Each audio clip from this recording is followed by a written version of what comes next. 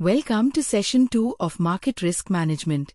In the previous session, we focused on understanding what risk is, the different types of risk, and the overall risk management framework. In this session, we move from concepts to practice. Our focus here will be on how market risk is actually measured, monitored, and controlled in real banking and treasury environments. We will look at the key sources of market risk, the tools used to quantify potential losses, the role of limits and controls, and how institutions respond when those limits are breached.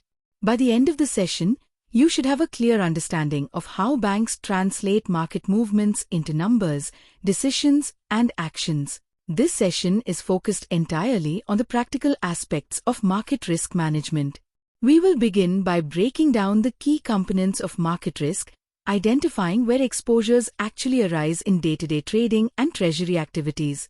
We will then move into measuring market risk, looking at the tools banks use to translate market movements into quantifiable risk numbers.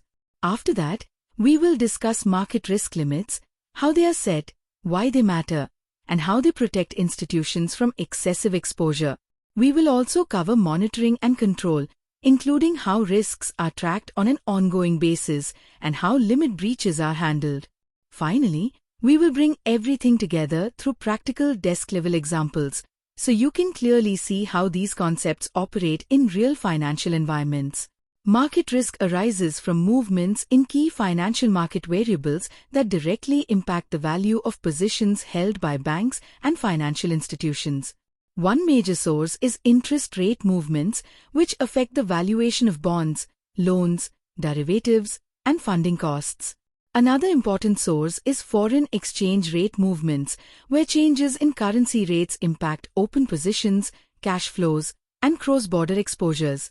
Equity price movements create risk in trading books, investment portfolios, and equity-linked products, especially during periods of high market volatility. Finally, commodity price movements, such as oil, gold, or metals, introduce risk driven by global supply-demand conditions and geopolitical events. The key point to remember is that market risk exists wherever prices move, and any open position exposed to these movements carries potential for gain or loss. Interest rate risk arises from changes in interest rates that affect the value and cash flows of interest-sensitive instruments. One form is repricing risk, which occurs when the interest rates on assets and liabilities reset at different times. If rates move unfavorably during this gap, net interest income or market value is impacted. Another form is yield curve risk, which results from changes in the shape of the yield curve, such as steepening, flattening, or twists, affecting instruments with different maturities in different ways. Basis risk arises when interest rates on related instruments do not move perfectly together. For example, a loan linked to one benchmark rate may not move in line with a hedge linked to another benchmark. To see this in practice, consider a bond held in the trading book. When interest rates rise, the market value of the bond falls, leading to mark-to-market losses, even though there is no credit default and